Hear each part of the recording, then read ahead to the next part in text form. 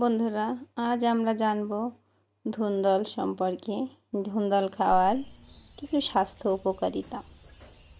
নিয়মিত ধুন্দল খাওয়া আমাদের স্বাস্থ্যের জন্য উপকারী। এতে আমাদের হজম ক্ষমতা বাড়ায়, ফাইবার সমৃদ্ধ হওয়ায় পেটের নানাবিধ সমস্যা ও কোষ্ঠকাঠিন্য দূর করে। পাশাপাশি অন্ত্রের স্বাস্থ্য ভালো রাখে।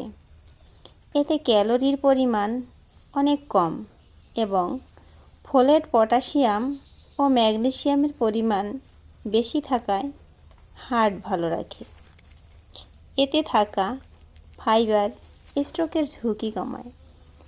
এছাড়াও এই সবজিতে আছে প্রচুর পরিমাণে ভিটামিন সি এবং বিটা ক্যারোটিন, যা দৃষ্টিশক্তি ভালো রাখে।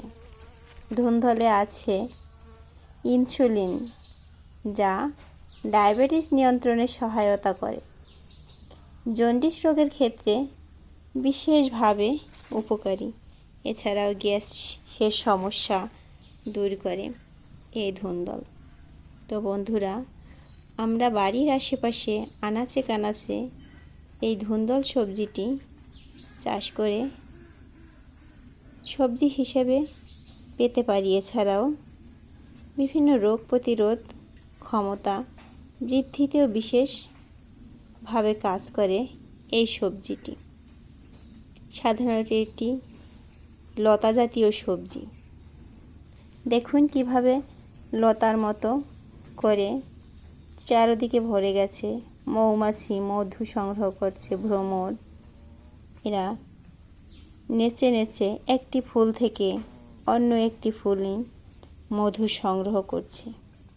কত সুন্দর, মনোমুগ্ধকর এই দৃশ্যগুলো দেখতে আমার সত্যিই ভালো লাগে। ভালো লাগার মতো একটি পরিবেশ। দেখুন কত সুন্দর ফুল ফুটছে গাছে এবং এই ফুল থেকে এই পরবর্তীতে ফলে পরিণত হবে।